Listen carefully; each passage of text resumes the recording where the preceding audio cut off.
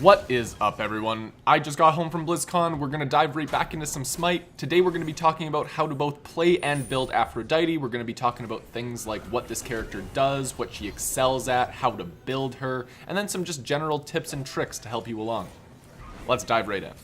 So Aphrodite as a mage is not your typical I'm going to 100 to 0 you mage. She is very much a supportive mage. She is a healer. So let's talk about Aphrodite's abilities. Her first ability is basically a kiss. So she throws out a kiss in a direction, she blows that kiss, and if it hits a friendly god, you create this tether to that god, and if it hits an enemy, it stuns that enemy. So what we're going to keep in mind is this tethering mechanic that Aphrodite has is the only thing that makes her good, because the rest of Aphrodite's kit changes if she's tethered to another god. So Aphrodite's second ability creates two circles, one around Aphrodite and one around the target that she's tethered. When she casts the ability, both circles explode. If you are in the circle around Aphrodite, you are going to take damage and get knocked back, but if you're in the circle that Aphrodite is tethered to, you are going to take damage and get slowed. So it's a different application, but both are very good. As we move along, Aphrodite's third ability, she lays out this carpet of doves. The doves cause Aphrodite and the target that she's tethered to be healed, but if anyone is caught in the carpet on the enemy team, they are going to take ticking damage. Now, finally, we have Aphrodite's ultimate, which gives you CC immunity and damage immunity for a very short amount of time, but this does break things like Ares pull, dodgy chains, all that crap. So it's a burst beads Aegis that Aphrodite has on a 70-second cooldown. And if that wasn't enough, the target that Aphrodite is tethered to also gains this same effect. So Aphrodite is officially the bailout crew. So now that we've talked about Aphrodite's abilities, let's talk about where Aphrodite excels the most. Now, a lot of people are going to say we should play Aphrodite in mid because she is a mage, but that's just not where she excels. Aphrodite excels if she is ahead, even, but she sucks shit if she is behind. So what you want to do is you want to play Aphrodite in solo, and you want to build her kind of like the way I build Opwash. So if you remember back in the day when I built Opwash, we built him into more of a bruiser style build. That's kind of what we're going to be doing with Aphrodite, but instead of building bruiser, we're going to build her full utility. So let's talk about the build. Here's the build that I really like to use on Aphrodite, and this build really brings out Aphrodite's strengths, which is the fact that she's a really strong healer that has some really good controlling abilities. So what we're going to do as Aphrodite is we want to get a lot of defense and cooldown reduction on early so that we can build more, say, situational items later. So that's why we're building into our cooldown boots, our breastplate of valor, and then spirit's robe. These three items are going to put us at our CDR cap, and they're going to make us incredibly tanky. So what this is going to do is you get your physical protection and a lot of cooldown from breastplate, and you get that 15% damage mitigation whenever you're crowd controlled with spirit robe. Note that we aren't too concerned about magical damage, because as long as you got a little bit of jukes, usually the mage needs to be set up for abilities, and thus your spirit's robe passive is going to help mitigate that damage. So for the back half of the build, we are looking to build to really help control the area.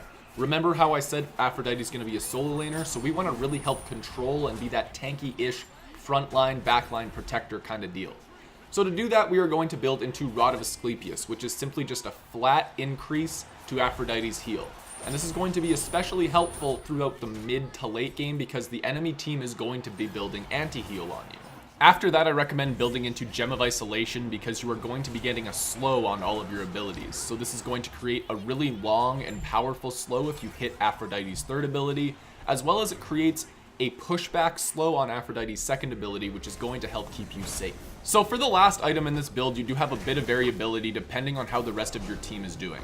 If you have a mage that is kicking ass and you want to help him do more damage, then you're going to build Spear of the Magus, assuming that he has not already built Spear of the Magus. You do not want to stack those items. But if no one else on the team has built Spear of the Magus and you've got a magical damage character that is absolutely playing out of his mind, you build Spear of the Magus because you are going to be able to help them do more damage.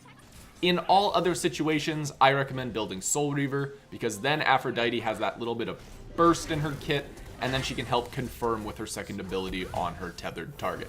Moving right along, let's talk about some tips and tricks that I have for Aphrodite players to really help you get the most out of this character.